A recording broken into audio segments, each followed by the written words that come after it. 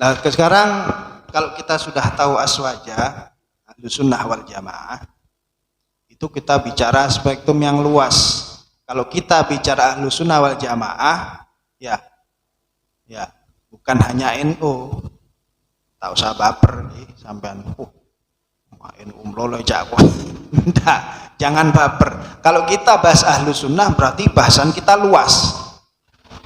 Tapi kalau sudah bicara Ahlus Sunnah An-Nahdiyah, nah ini katanya Gus Baha itu bid'ah. Aswaja ya aswaja, ada Nahdiyah. Karena Nahdiyah itu murni tambahan para ulama, Nahdlatul Ulama, ulama yang ada di Indonesia. Jadi dalam masalah teologi, Ahlus Sunnah mengikuti Imam Abul Hasan Al-Asy'ari dan Abu Mansur Al-Maturidi, ya, karena beliau berdua adalah perumus awal dari madhab Ahlus Sunnah wal Jamaah. Kemudian dalam masalah fikih mengikuti salah satu dari madhab 4, Imam Hanafi. Ya. Imam Hanafi yang ada di Kufah itu madhab tertua itu, dan di dunia Islam itu madhab terbanyak, itu sekitar 32% lah dari pengikut Islam seluruh dunia, itu paling banyak madhab Hanafi. Turki, India, Pakistan, Asia Selatan, Bangladesh, itu semuanya rata-rata madhab Hanafi. Kemudian madhab Maliki yang banyak di Afrika Utara, daerah Mesir Utara, Libya, Tunis, apalagi itu, Aljazair, Maroko, itu berkembangnya madhab Maliki di sana. Madhab Syafi'i, Mesir, Yaman, kemudian Asia Tenggara, Malaysia, Singapura, Indonesia. Ya, yang banyak penyebarannya. Kalau madhab Hambali sebagian di Irak dan paling banyak di daerah Saudi Arabia. Itu penyebaran Ahlus Sunnah wal Jamaah dalam masalah fikih. Dan masalah tasawuf, kenapa kita mengikuti Imam Junaid al-Baghdadi? Karena Imam Junaid al-Baghdadi itu salah satu tokoh sufi, dijuluki Sayyidut Taifah, pimpinan ulama sufi. Kenapa? Karena beliau berhasil merumuskan dan mengkompromikan antara fikih dan sufi. Karena di zaman beliau ketika itu di daerah Baghdad sangat banyak ahli zahir. Ahli zahir itu ya ahli fikih. Mereka menentang keberadaan kaum sufi. Jadi mereka tidak pernah cocok. Nah, yang ahli sufi juga seperti itu. Ya. Maunya ya sudah, atapa, nyepeh. Nah, mereka tidak ngurus realitas yang ada terjadi di masyarakat. Ya. Nah, akhirnya beliau berhasil mengkompromikan ya bahwa fikih dan sufi atau syariat dengan hakikat itu harus berjalan bersama. Jadi kalau salah satunya nggak berjalan ya keliru. Salah satunya harus berjalan. Kemudian kita memilih Imam Al-Ghazali. Insyaallah ini lebih familiar di telinga kita. Ya.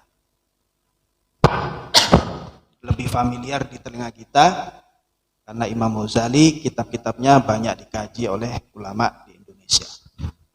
Di antaranya ya yang monumental yaitu Ihya Ulumuddin. Ya. Bahkan dipuji-puji oleh ulama, kada ihya ayyakuna Quran. Cek saking tada Al-Quran cukup ihya ini kan jadi pedoman. Saking hebatnya Al-Imam Al-Ghazali. Nah, kemudian setelah kita membahas Ahlus Sunnah secara keseluruhan di seluruh dunia yang tadi itu, kita kemudian lebih mengkhususkan pergerakan Ahlus Sunnah wal Jamaah yang ada di Negara Kesatuan Republik Indonesia.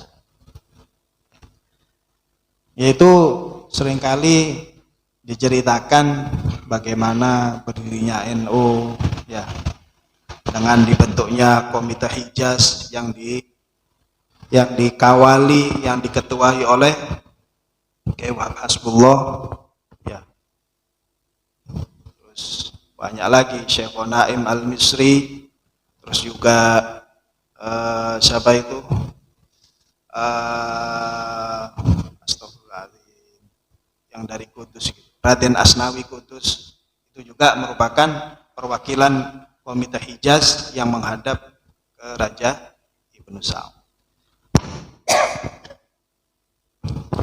Nah, ketika Ahlu Sunnah sudah berjalan sampai awal abad 19, dari situlah mulai dari kehancuran Khilafah Utsmaniyah di Turki ya. Nah, itulah terjadi propaganda yang namanya Wahabi. Itu kalau lihat sejarah sampean insya Allah mungkin sebagian sudah tahu bahwa Wahabi itu adalah bentukan atau boneka daripada Inggris untuk menguasai khususnya Mekah dan Madinah.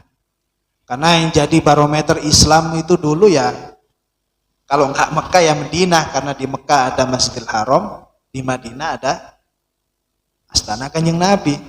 Maka yang jadi barometer ketika itu yaitu kalau sudah menguasai dua ini insya Allah berhasil menguasai seluruh dunia. Makanya Muhammad bin Abdul Wahab ya itu dicuci otak oleh mustasyrik orientalis yang dari Inggris itu, bekerja sama dengan Raja Ibnu Saud dari Najd itu. Kemudian berhasil menguasai siapa? Mekah dulu dikuasai, yang ketika itu dikuasai oleh Raja Syarif Hussein. Akhirnya beliau ditaklukkan, akhirnya Raja Syarif Hussein lari minta suaka politik ke daerah Urdun di Yordania. Makanya presiden Yordania sampai sekarang ya Habib Cek Sangking di sana.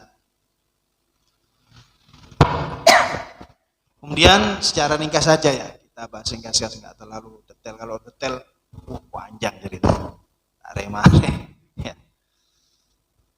Terus kemudian fitnah Wahabi tersebut diantaranya ajaran-ajaran mereka yaitu tidak mau bermadhab. Ulah tak aja tanda tawasul tanane kampun sampai noni ngebir Wahabi. Salah satunya yang saya bahas sekarang adalah mereka tidak mau bermadhab. Kenapa? Karena dengan bermadhab itu membuat Islam tidak maju. Karena dengan bermadhab berarti menutup potensi kemampuan orang-orang untuk berpikir sendiri. Jadi sebetulnya Wahabi itu mbahnya liberal, kakeknya liberal ya Wahabi itu sebetulnya. Karena mereka tidak mau bermadhab.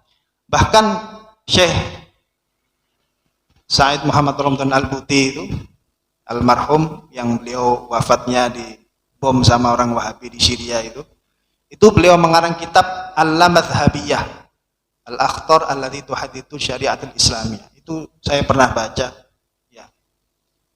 ya termasuk kegoblokan orang Wahabi tidak mau bermadhab ya itu. Ya gimana nggak mau bermadhab?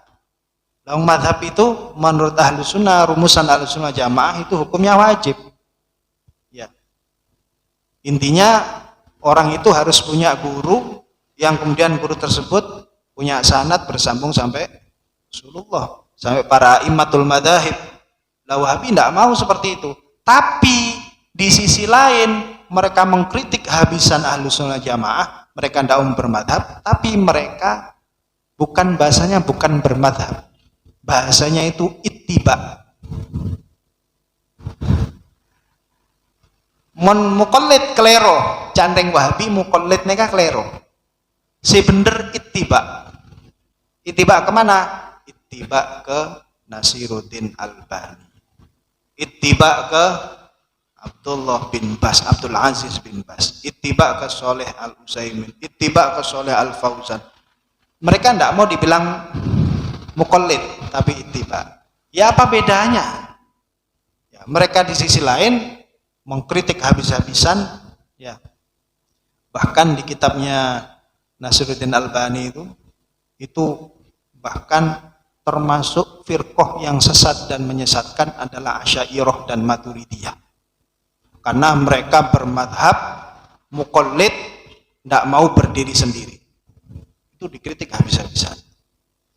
Ya, tapi dikritik juga oleh Syekh Sa'id Ramdan Al-Buti. Bahkan Imam Ahlus Sunnah wal Jamaah yaitu As-Sayyid Muhammad bin Al-Maliki, beliau juga mengarang kitab namanya Mafahim Yajibu an Tusoha, itu untuk mengkonter Wahabi. Walhasil orang Wahabi itu tidak mau bermadhab, dan pendapatnya mereka sendiri bertentangan dengan Ibnu Taimiyah, ya, bertentangan dengan ulama mereka. Ibnu Taimiyah itu wakilah, beliau itu meskipun Ibnu Taimiyah itu keras, tapi wafatnya beliau itu kuburannya ada di Syria, di tengah-tengah kuburan para ahli sufi. Sedangkan orang Wahabi sendiri anti sufi, sangat anti sekali, anti bermadhab, anti sufi. Makanya ketika ulama di sesnya itu kumpul merumuskan Ahlussunnah Jamaah, langsung ya Habib Umar itu sesat, Habib Ali Jufri sesat, Grand Syekh Azhar itu sesat, tidak tahu apa-apa. Kenapa? Karena dengan rumusan Ahlussunnah yang ada di sesnya itu, kelompok Wahabi wa alihi wasahbihi itu terusir sendiri, tereliminasi dari rumusan Ahlussunnah wal Jamaah.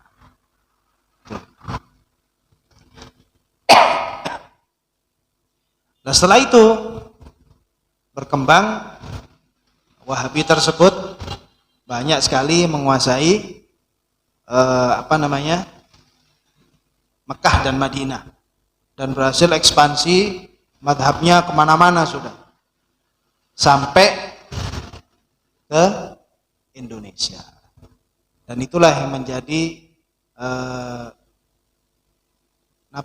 menjadi pemangki para ulama untuk mengutus bagian utusan menghadap ke Raja Ibnu Saud untuk meminta ya bahwa madhab 4 supaya tetap berjalan di Mekah Madinah, dan tempat-tempat bersejarah tidak dihancurkan, termasuk juga asalnya hanya Nabi Muhammad SAW. Tapi ya semua itu hanya lip service kalau bahasanya, ya cuma nang merah nang bibir meloloh, tapi ternyata kenyataannya tempat-tempat bersejarah dan madhab-madhab 4 itu semuanya di bumi hanguskan oleh pemerintah Ibnu Saud. Jadi memang yang mendasari berdirinya NU yaitu adanya Wahabi yang memang sangat-sangat meresahkan. Belum nanti Syiah di revolusi Islam di Iran sekitar tahun 75 ke atas, itu juga terjadi revolusi oleh Khomeini, ya, kemudian berhasil mengekspor madhab Syiah ke seluruh dunia. Itu juga musuh Ahlussunnah wal Jamaah. Ya, akhirnya Hasyim Asy'ari dengan persetujuan para guru-guru, para masyayikh, membuat atau mendirikan organisasi Islam Ahlussunnah wal Jamaah. Nah, kemudian beliau istikharah dan persetujuan para masyayikh mendirikan satu ormas yang dinamakan Nahdlatul Ulama. Jadi mengenai berdirinya Ahlussunnah, berdirinya NU seperti ini insyaallah sampean pun samione. Cuman saya ambil dari pandangan lain saja. Nah, kemudian NU berjalan ke sini, ke sini, ke sini, ke sini. Lah, banyak yang mengkritik NU. Kenapa? Karena NU itu kelaminnya, jenis kelaminnya memang organisasi masyarakat. Tapi nafsunya itu terlalu ke politik. Loh, itu kritikan yang masuk akal memang. Dan kita nggak boleh baper. Sampai nggak boleh baper sebagai orang Nahdliyin, nggak boleh. Memang kenyataannya seperti itu. Kenapa? Karena meskipun sudah diberikan konun asasi di salah satu kitab Hadratus Syekh, yaitu saya punya di rumah Irsyadus Sari, itu ada kitabnya beliau namanya At-Tibyan. Itu isinya konun asasi Nahdlatul Ulama. Dan juga di situ disebutkan mabadi khairu umma ila akhirih. Ya. Beliau merumuskan anggaran dasar Ahlus Sunnah wal Jamaah, mabadi khairu umma Ahlus Sunnah Nahdlatul Ulama. Ya. Itu beliau rumuskan di dalam kitab At-Tibyan, bisa dilihat mungkin zaman kalau punya di kitabnya Mbah Hasyim Asy'ari. Nah itu berdirinya NU memang masih ngambang, belum tahu mau gerak kemana. Makanya ya terus terang saja, memang NU kekuatannya cuma terfokus di Jawa Timur dan Jawa Tengah. Nanti di luar itu kesulitan, karena memang dulu itu, waduh, tanah apa lanjeng ini, kalau cerita NU ndak cukup sehari. Jadi berdirinya NU sampai kemudian menjelang kemerdekaan bangsa Indonesia itu memang sudah ada anggaran dasar, sudah ada mabadi khairu ummah, ada konun asasi Nahdlatul Ulama. Cuman prakteknya itu NU berjalan terseok-seok. Sampai kemudian ya ujung-ujungnya yaitu di pemilu 5 tahun 55 itu. Setelah merdeka, pemilu pertama, ijtihadnya Kiai Wahab Hasbullah bahwa NU harus jadi partai politik. Ya dikritik sama kiai lainnya, dan Kiai Wahab juga nggak baper. Dikritik, Kiai Wahab gimana? Kita ini nggak punya supir. Orang NU itu enggak punya supir, enggak punya kernet, penumpang banyak. Katanya Kiai Wahab gampang. Sudah, yang penting kita punya penumpang, punya mobil, yang nyetir terserahlah siapa dulu. Itu jawabannya Kiai Wahab.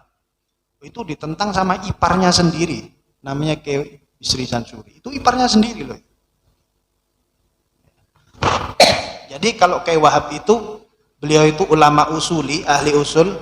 Kalau Kiai Bisri itu fikih minded, pokoknya fikih sudah. Beda ben fikih keliru. Ya, sampai ada cerita menarik. Sampean mungkin tahu cerita orang yang pergi ke salah satu kiai, minta, "Kiai, ini keluarga saya 7, tapi baru lahir 1 anak bayi. Saya mau kurban, sapi boleh nggak orang 8?" Nggak bisa, sapi ya untuk orang 7. Pernah dengar nggak cerita itu? Nah itu adalah Kiai Wahab dan Kiai Bisri. Jadi bedoreng aja habis, kah? Kiai Bisri, yai keluarga saya ini intermezzo. Nah, kalau bahasa nahwunya itu jumlah mutari itu, yang tadi diputus dulu. Ini cerita sedikit tentang Kiai Wahab dan Kiai Bisri. Ada orang sowan ke Kiai Bisri, nanya hukum. Keluarga saya ini 7 orang yai, baru punya anak kecil 1.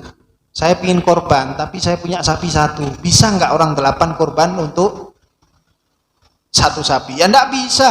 Kalau 1 sapi tetap, kalau 7 orang tetap 1 sapi. Kalau orang 8 ya kamu beli sapi lagi. Nggak bisa. Punten mik pola beda kan ki nek kene ya.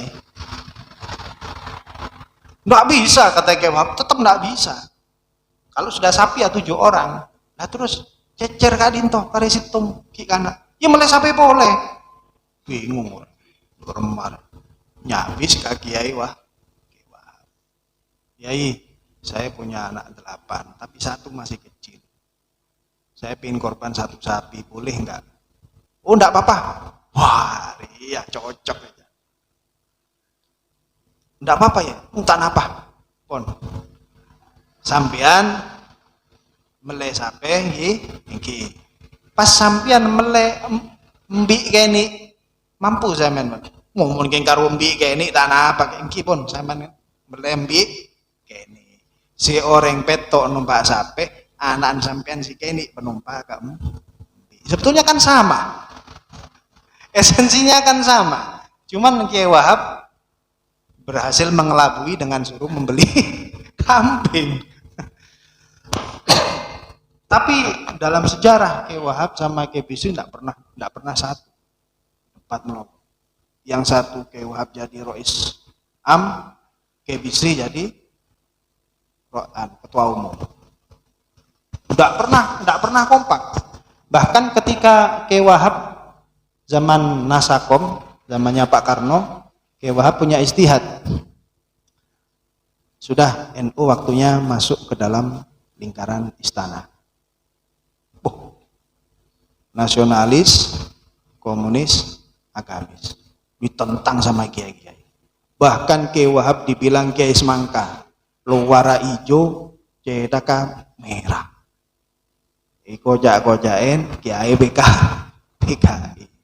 Jadi kalau ada pengurus NU dibilang PKI biasa, sudah dari dulu memang seperti itu. Ya, loh itu yang bela habis-habisan Kiai Bisri Sansuri.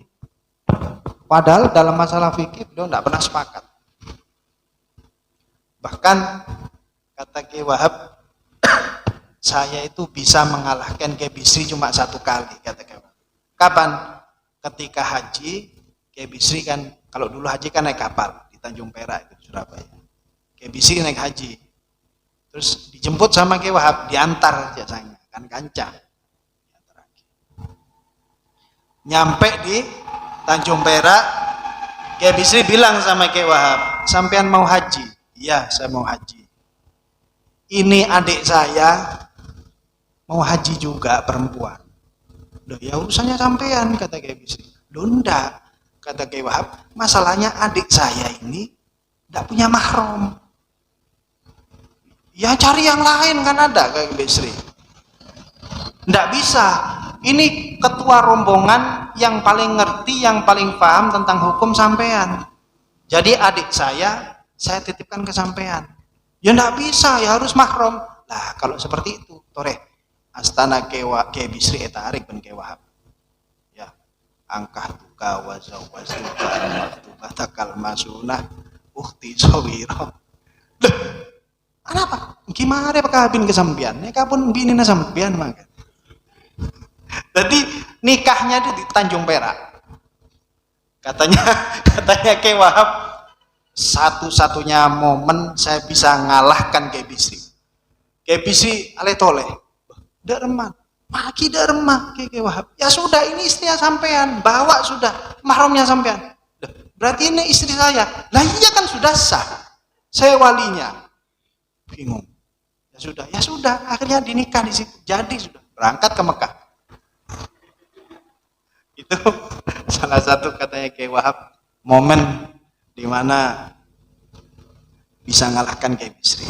Sudah, kembali ke tadi.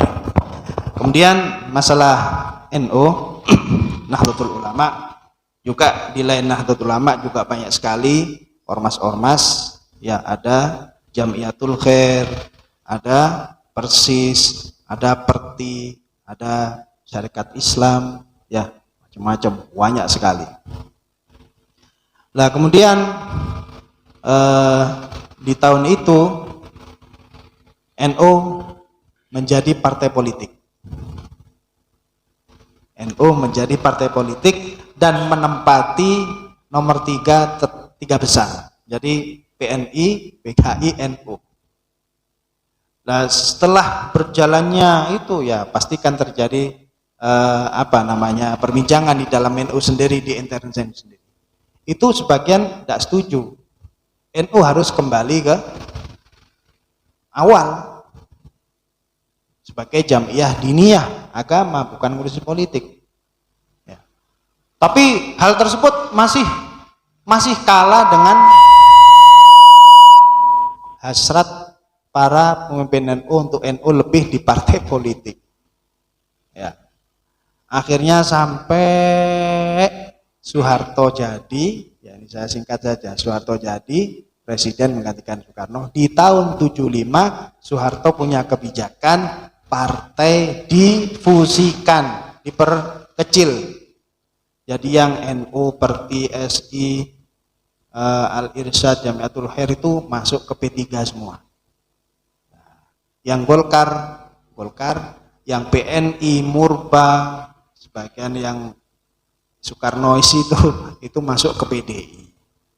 Lah ketika tahun 75 itu resah sudah. Para pemuda NU itu sudah resah, di antaranya ya Kiai Haji Abdurrahman Wahid dan juga Subhan, banyak itu beliau resah bahwa NU ini harus kembali ke khitoh. Khitoh itu ya kembali ke tujuan awal NU didirikan. Karena di pemilu tahun 75 NU semakin dipinggirkan. Tidak ada tempat untuk NU.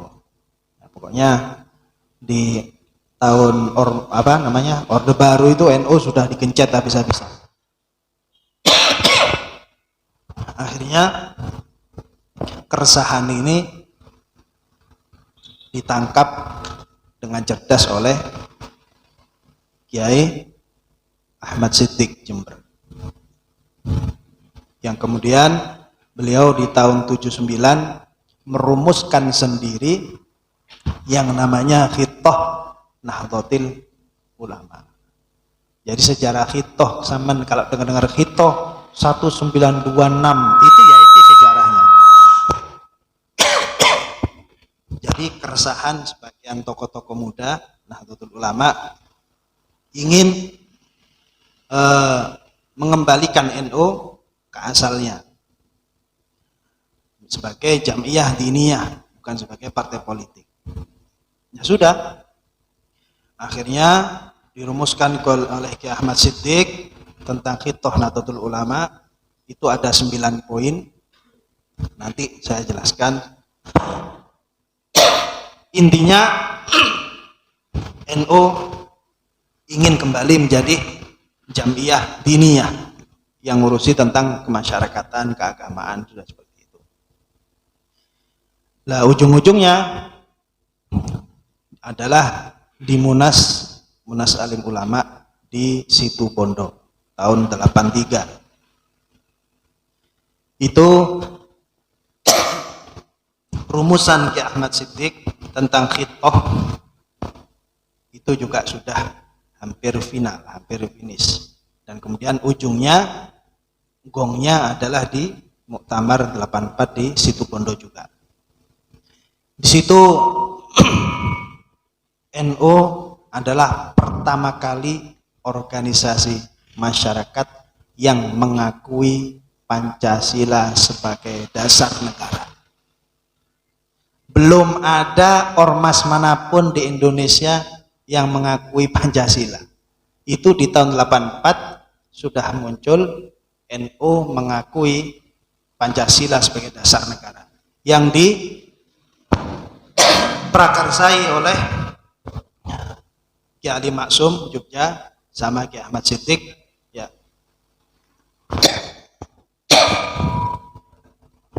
Yang muda-muda diantaranya ya Kiai Abdurrahman Wahid.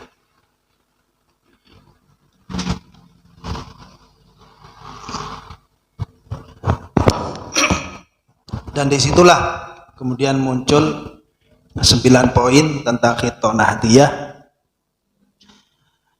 yang kemudian dijadikan dasar bagi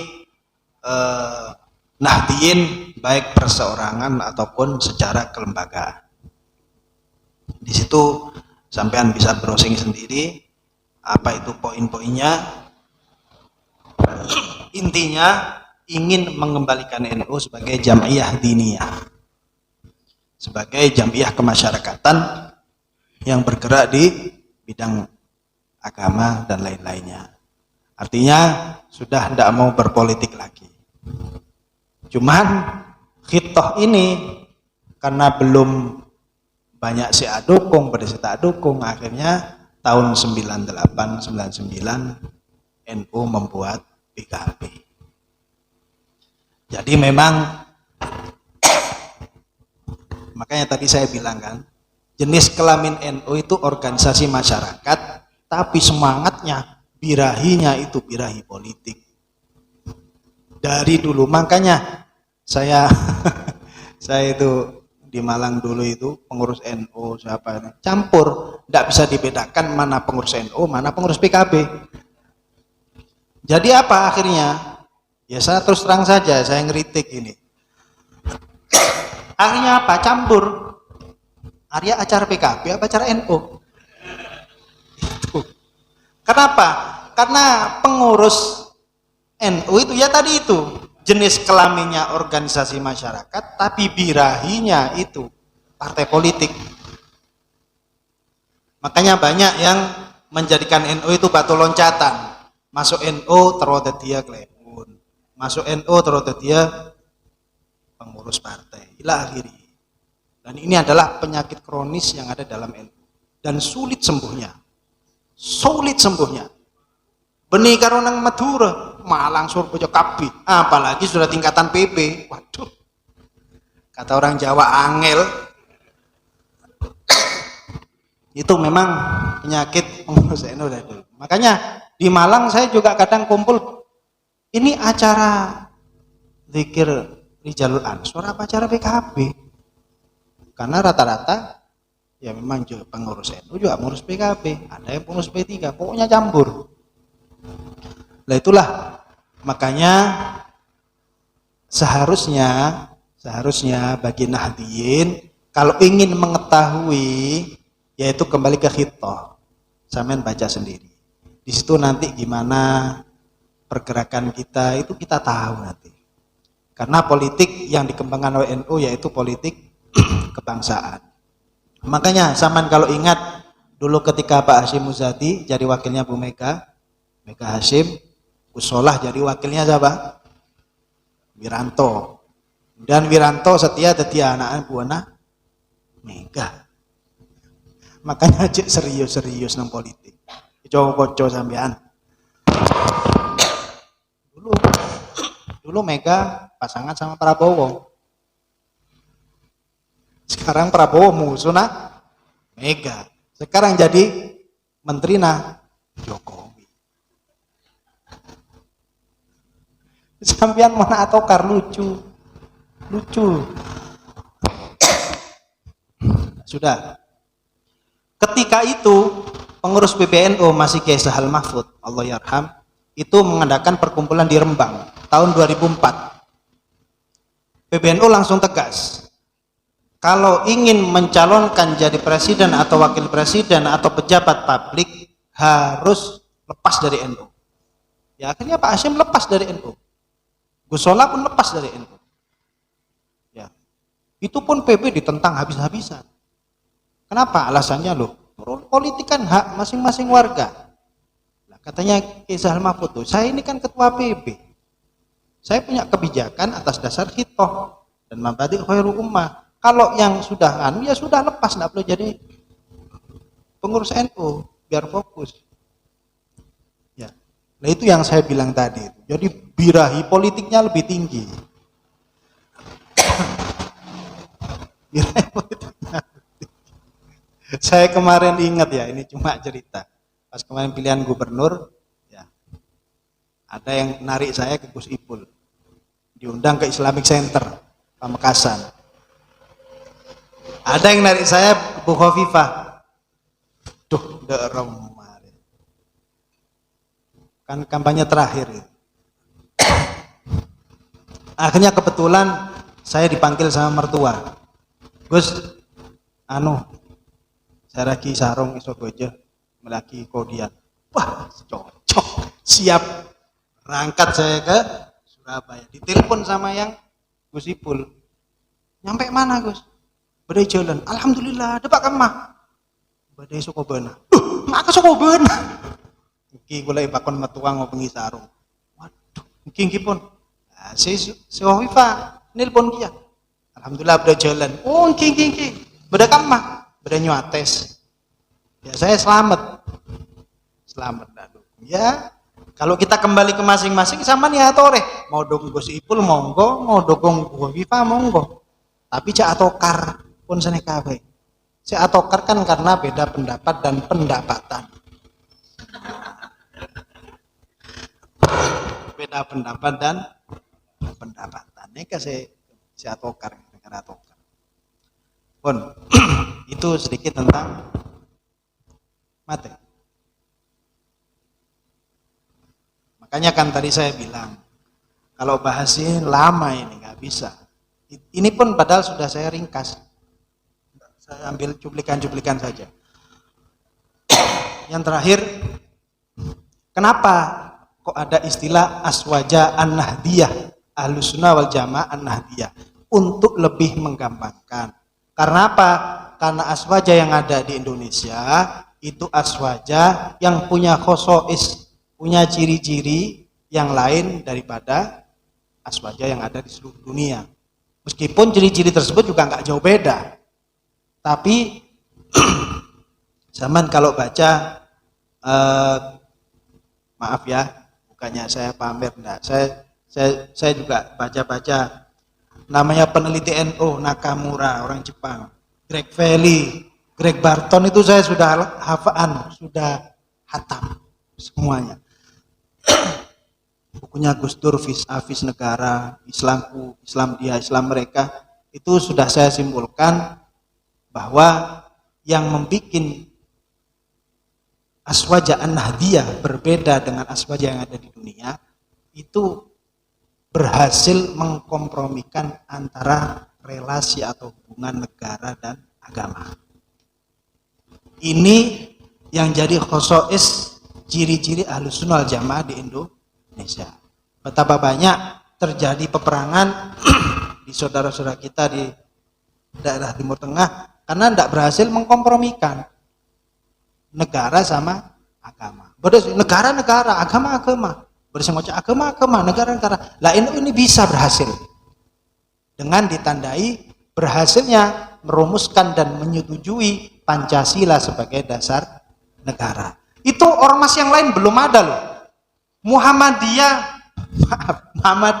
yang ketika itu dekat dengan penguasa, dekat dengan Soeharto, belum ada perumusan seperti itu. Baru ketika NU sudah mengeluarkan di tahun 84, 87 Majelis Tarjih Muhammadiyah baru memunculkan Selamat Muhammadiyah. Muhammadiyah mengakui Pancasila sebagai dasar negara Indonesia. NU sudah pertama kali. Itu suatu hal yang luar biasa, yaitu pemanggilan para kiai yang ada dalam Nahdlatul Ulama. Sebelum itu pun kalau flashback ke zaman Soekarno, ya NU juga berhasil merumuskan bahwa Pak Soekarno adalah waliul amri ad-daruri bisyaukah.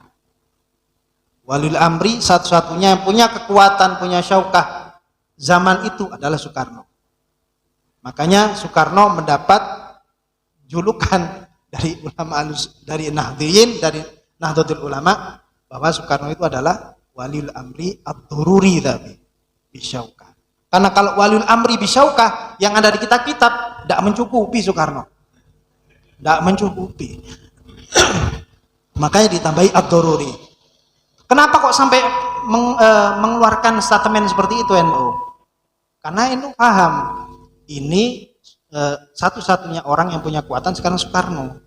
Kalau Soekarno tidak diangkat menjadi waliul amri ad-daruri bisyaukah, terus serah sing ngangkat Mudin. Siapa yang akan meresmikan Menteri Agama? Nanti urutannya Menteri Agama kan dibawakan Mudin.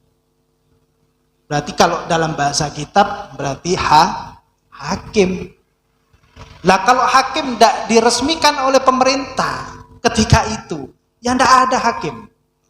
Amil zakat pun tidak sah kalau bukan pemerintah yang mengangkat. Begitu loh. Hebatnya ulama Nahdlatul Ulama Pemanggina sudah sejauh itu. Sudah sejauh itu. Makanya jangan ragu-ragu ikut Nahdlatul Ulama. Tapi jangan benci-benci ke ormas yang lain.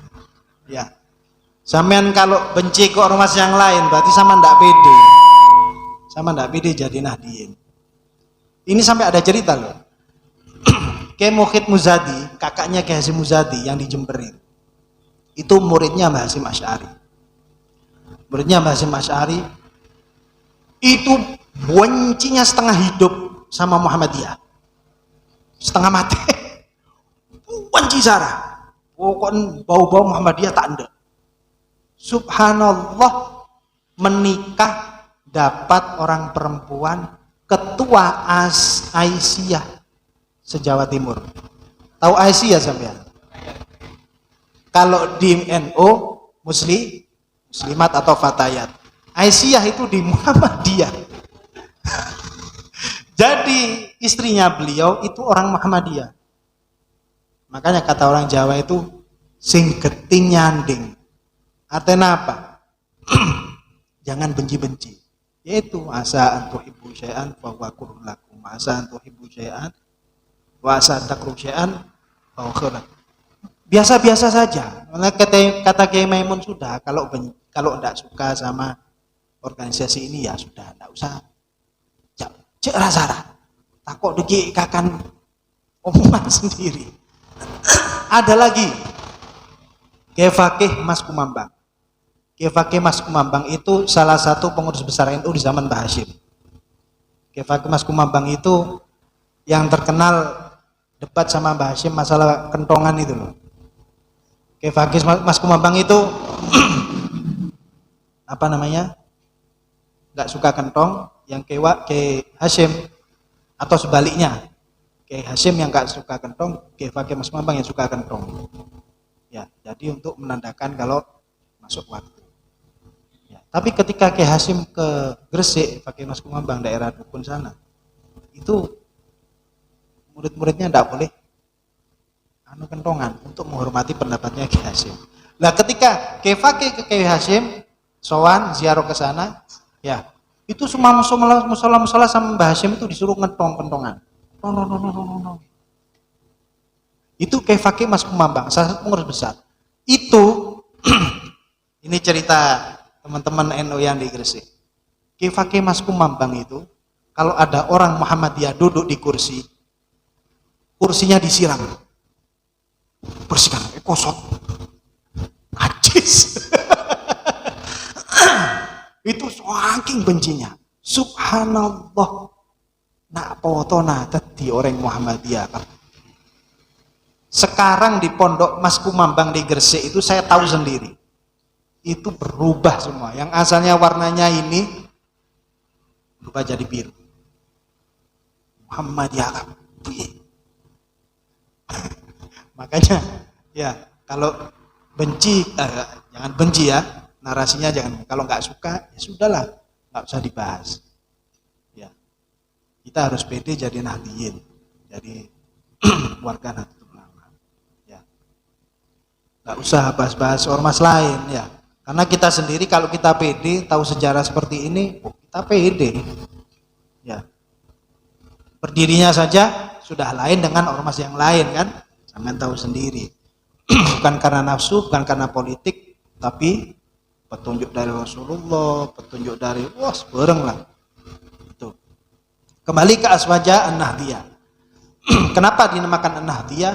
Karena tadi itu, karena di Indonesia punya khosois, ciri-ciri Aswaja yang lain daripada yang lain. Yaitu salah satunya yang paling mencolok berhasil mengkompromikan antara agama dan negara. Makanya banyak negara-negara Islam itu belajar ke NU bagaimana bisa mengkompromikan antara agama dan negara, dan itu sangat sulit. Apalagi kalau kita kembali ke ke pan-arabisme, gamal, jangan aja lanceng kayak cerita. Ya, sudah saya cut aja. Jadi di dalam Khittah Nahdiyah, Khittah Nahdlatul Ulama, tore sampean belajar, sampean kan mangken kan neku HP tak neku kitab. Sampean buka browsing Khittah Nahdiyah.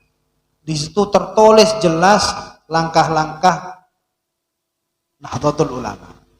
Kalau lebih jelas, ya lihat Qanun Asasi Nahdlatul Ulama yang ditulis oleh Kiai Hasyim Asy'ari. Nah, kembali ke khosois, kembali kepada ciri khas daripada Islam yang di Indonesia, makanya dimunculkan istilah Islam Nusantara. Ya, tapi karena sebagian oknum itu, lah itu juga salah juga. Saya kadang nggak setuju ya. Cek bojian ke Arab, ya keliru juga. Terbawa narasi musuh yang berhasil membelokkan informasi yang ada di Nahdlatul Ulama. Ya akhirnya jadi bulan-bulanan Nahdlatul Ulama. Apalagi zaman Pak Said kemarin. Fitnah luar biasa. Nah sekarang diganti Gus Yahya, tidak tahu ini. Semoga diberikan kekuatan ya. Nah khosois tersebut di antaranya adalah Islam yang wasati, tawazun, ya, kemudian tawassut, i'tidal, tasamuh. Tapi kata-kata toleran di sini, kata-kata wasati ini jangan pas terlalu toleran. Akhirnya apa? Yang kemarin di Jakarta itu acara Natal pada Mahalul Qiyam, itu keliru itu. Coba sama lihat dari sisi mana tetap keliru. Acara Natal Mahalul Qiyam. Ya. Sama nanti jangan bilang gini, usaha ini radikal. Tidak radikal. Ini pendapat para ulama. Ya kalau sudah lah. Kalau Natal ya Natal sudah, tidak usah ikut-ikutan gitu loh. Tidak usah ikut-ikutan latah sampai Masya Allah terbangan ya Nabi. Apa? Kristen tibi tak kira masuk Islam gara-gara hal seperti itu. Ya itulah toleransi yang kebablasan seperti itu malah merugikan kita. Jadi makanya saya kalau ketemu teman-teman Gus Durian itu katanya pengikut Gus Dur, ya si itu nyelene nama lo. Gus Dur nyelene, torok nyelene. Ya keliru. Kan harus benar-benar gimana Gus Dur dipelajari. Bukan seperti itu. Makanya dulu mana kayak ikat napa enten ya. Banyak cerita. Pas ketika Gus Dur ke Israel itu, ya itu beliau, ini salah satu contoh saja.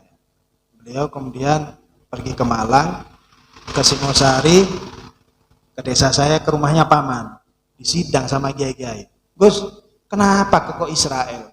Israel itu kan musuh kita, musuh orang Palestina. Jawaban Gus Dur gampang sekali. Sampai kan tahu di Al-Quran tuh kiai, idhab ila fir'auna innahu tagha. Fir'aun tuh sudah ngaku Tuhan kiai. Kalau Israel kan paling jajah, nggak ngaku Tuhan. Fir'aun itu ngaku Tuhan. Nabi Musa masih tetap disuruh datang ke Fir'aun. Padahal tahu Fir'aun tidak akan beriman. Saya tahu Israel kalau jengkal kata Gus Dur. Meskipun saya bilang Islam rohmah gini, tidak akan terima. Ya tapi kan ini tujuannya untuk menyambung fahaman supaya terjadi keamanan di wilayah Palestina. Ya tapi tetap tidak bisa. Di Quran itu boleh loh. Idhab ila fir'auna innahu tagha. Bahkan sampai rame-rame Gus Dur sama Soeharto itu, ya tetap Gus Dur bilangnya, ya saya tetap ke Soeharto. Meskipun sejahat-jahatnya Soeharto, saya tetap ziarah ke Soeharto. Ya sama alasannya itu. Idhab ila fir'aun innahu tagha. Nabi Musa disuruh ke Fir'aun. Fir'aun sudah tahu jahatnya, ngaku pangeran, ngaku Tuhan. Tapi tetap Gus Dur pergi ke sana. Nah, ajaran-ajaran seperti itu kurang dipahami teman-teman Gus Durian. Bahkan, aduh, nenge Malang, terus nudusin. Ngocak Gus Durian, entar ke gereja terbangan. Apa maksudnya? Maksudnya udah gitu pakai pakaian banser. Itu kan cuma modus. Biar diakui paling toleran. Kan seperti itu. Ya nggak seperti itu gitu. Ya. Saya paling nggak setuju teman-teman yang sampai toleran melampaui batas seperti itu. Nah, toleran yang ada di situ adalah toleran ummatan wasato. Tapi ya itulah namanya NU itu seperti kereta api, gerbong banyak ya. Gerbong pertama masinis, para kiai, para masyayikh, gerbong kedua santri, gerbong ketiga macam-macam, mau buduk pese masuk, ada yang masuk api. Si penting lah Islam, insya Allah barokana, apolong sareng kiai, kenging barokana bener kumpul laku dengan akhirat kan seneka. Jadi NU itu pak gerbong banyak gitu, jadi ada macam-macam kayak gitu ya wis lah. Yang penting tidak sampai murtad, naudzubillah, ya, masih Islam ini masih rosak dermawi masuk dalam gerbong itu. Nah, itu yang menjadi ajaran Aswaja An-Nahbiyah yang memang sedikit berbeda dengan aswaja-aswaja yang ada di seluruh dunia. Tapi dengan khosois, dengan ciri-ciri seperti itu, malah Nahdlatul Ulama dilirik oleh ulama-ulama seluruh dunia untuk dijadikan contoh dan dipraktekkan di negaranya masing-masing. Itulah kenapa dinamakan istilahnya Aswaja An-Nahdiyah, yaitu Ahlussunnah wal Jamaah, seperti yang sudah dirumuskan oleh para ulama yang ada di dalam organisasi Nahdlatul Ulama. Ya, mungkin itu karena penjelasan saya random, nggak urut. Ya, semoga apa yang saya sampaikan dijadikan ilmu yang bermanfaat. Amin ya rabbal alamin.